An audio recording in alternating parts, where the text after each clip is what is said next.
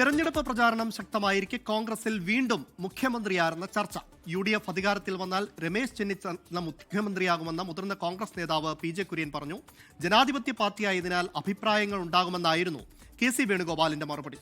തെരഞ്ഞെടുപ്പ് ഫലത്തിന് ശേഷം മുഖ്യമന്ത്രിയെ തീരുമാനിക്കുമെന്ന VD സതീശനും പ്രതികരിച്ചു. വിഷയത്തിൽ ചർച്ചയ്ക്കില്ലെന്നാണ് രമേശ് ചെന്നിത്തലയുടെ പ്രതികരണം.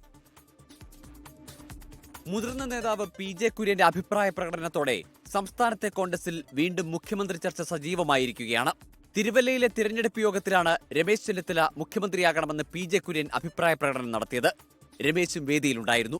നമ്മൾ ജയിച്ചാൽ ഞാൻ പറഞ്ഞല്ലോ, നമ്മുടെ മുഖ്യമന്ത്രി ചിലപ്പോൾ ഇവിടെ ഇരിക്കുന്ന രമേശായിരിക്കും.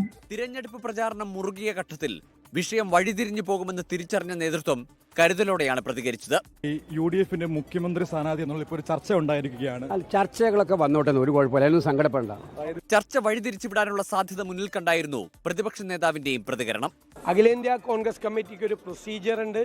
ആ പ്രൊസീജിയർ അനുസരിച്ച് തെരഞ്ഞെടുപ്പ് കഴിയുമ്പോൾ തെലങ്കാനയിലും കർണാടകത്തിലും ചെയ്തതുപോലെ ഒരു മുഖ്യമന്ത്രിയെ തിരഞ്ഞെടുക്കുക, അതിന്റെ അപ്പുറത്തേക്ക് വരുന്നത്.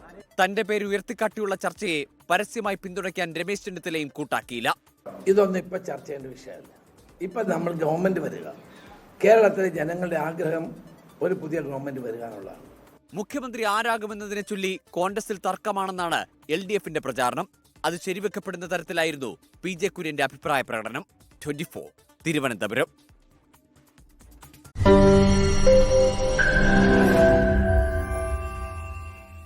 ലോകത്തെവിടെയായാലും ഏത് സമയത്തും 24 വാർത്തകളും ഓഗ്മെന്റഡ് റിയാലിറ്റി പാക്കേജുകളും എക്സ്പ്ലെയിനറുകളും വിശദമായി കാണാൻ ഞങ്ങളുടെ YouTube ചാനൽ നിങ്ങൾക്ക് സബ്സ്ക്രൈബ് ചെയ്യാം.